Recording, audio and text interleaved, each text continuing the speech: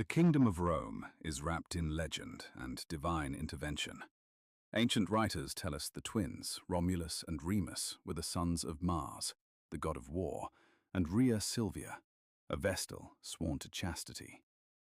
Cast into the Tiber as infants, they were said to survive, rescued by a she-wolf, and later raised by a shepherd's family. When the brothers grew to manhood, they chose to found a city near the place of their deliverance. But destiny had room for only one founder. After a bitter dispute over omens and the hill on which to build, Romulus killed Remus, an act that stained Rome's birth with blood.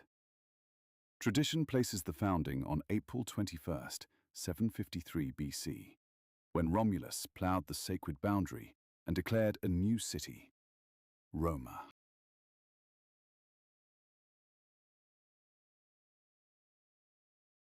Romulus became Rome's first king, but his new city faced an immediate crisis. It had men and almost no women. To secure wives and families, Romulus hosted games and invited neighboring Sabines. Then, at a signal, Romans seized the visiting women. Ancient sources remember it as the Rape of the Sabines, a story as infamous as it is foundational. War followed, until the Sabine women themselves ran between the lines, carrying children, begging fathers and husbands to stop. Their intervention forged a union. Romans and Sabines became one people. Tradition credits Romulus with forming the Senate, organizing early military units, and setting patterns of Roman political life. He ruled for 37 years. Then, during a sudden storm in the Forum, Romulus vanished. Some whispered murder by angry senators. Others swore he had been taken up to the heavens as the god Quirinus. After the warrior Romulus came Numa Pompilius, Rome's great contrast, a Sabine king remembered for wisdom, ritual and restraint. Ancient tradition gives him 43 years of peace, a reign so calm that later Romans treated it like a golden age. Numa was said to receive counsel from the nymph Egeria in a sacred grove, and he set about turning Rome from a raiders' camp into a community bound by law and religion. He organized priesthoods and sacred offices, structures that later Romans believed kept the gods on their side. Tradition also links him to reforms of the calendar and to the temple of Janus, whose door stood open in wartime and closed in peace, and they were said to remain shut throughout Numa's reign.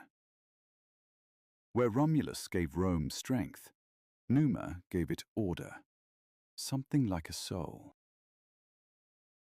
Rome's third king, Tullus Hostilius, was the kind of ruler who treated peace as a weakness. Ancient writers remembered him as a hard man, hungry for action, glory, and expansion. He inherited a Rome that had already survived its earliest struggles, but Tullus wanted more than survival. He wanted dominance. So the city turned outward, and its rival across the hills, Alba Longa, became the great test. The war that followed was not just a clash of armies. It was a struggle over which city would define the future of Latium. The legendary duel of the Horatii and the Curiatii turned that struggle into myth. 3 champions, one fate, and a story that ancient Romans would retell for centuries as proof that discipline could outrank brute force. Rome won. Alba was destroyed, and its people were folded into the growing Roman community. That victory mattered because it changed Rome's scale. It brought in new families, new strength, and a new confidence that Rome could absorb its enemies and still remain itself. But the ancient tradition also made Tullus a warning. He was said to neglect religion, misuse sacred rites, and end his life struck by lightning. The message was unmistakable. Rome could admire power, but power without reverence was dangerous. Ancus Marcius came after Tullus, and in many ways he felt like a deliberate correction. Where Tullus was fiery and aggressive, Ancus was remembered as steadier, more measured, and more practical. Tradition linked him to Numa's line, and that ancestry mattered. It suggested that Rome had not abandoned piety, only adapted it to a harder age. Ancus was still a king of war when war was necessary, but he also understood that a city could not live on victories alone. It needed roads, trade, law, and institutions that would outlast any one campaign. Ancient tradition credits him with founding Ostia at the mouth of the Tiber, a move that opened Rome to salt, shipping, and commerce. He was also said to have built the first bridge across the river and to have established an early prison, symbols of a city becoming more organized and more confident in its own authority. In Ancus, Rome's monarchy looked less like a heroic tale and more like the beginning of statecraft. He did not reject force.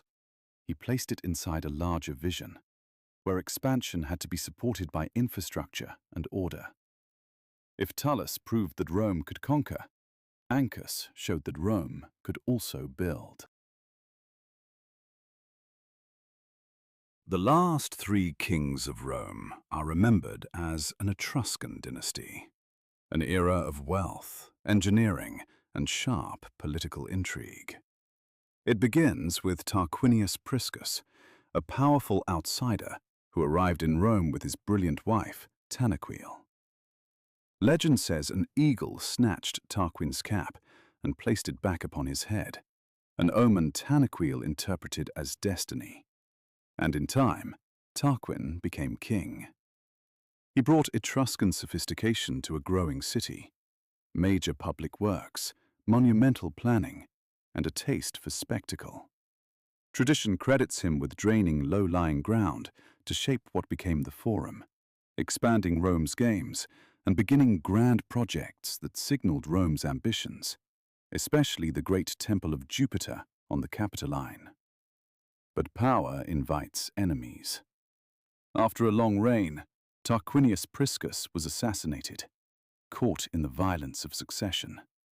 And once again, it was Tanaquil who moved fastest, quietly securing the throne for their protégé, Servius Tullius.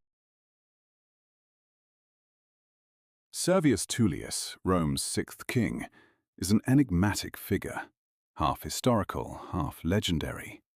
Some stories call him a former slave. Others claim a miraculous flame appeared around his head as a child, a sign of future greatness.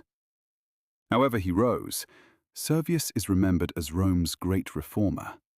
Tradition credits him with the first census, measuring citizens by property and organizing them into classes that determined military service and political weight.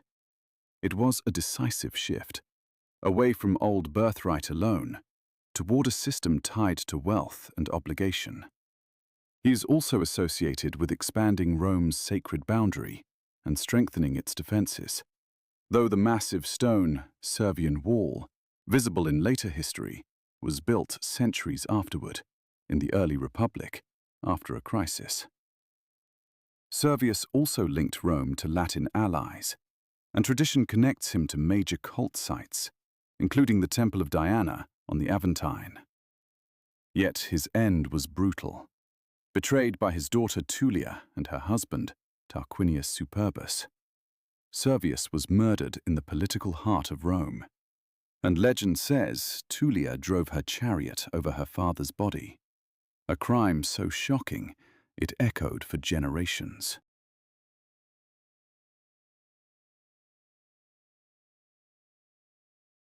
Tarquinius Superbus, Tarquin the Proud, seized the throne through blood and intimidation.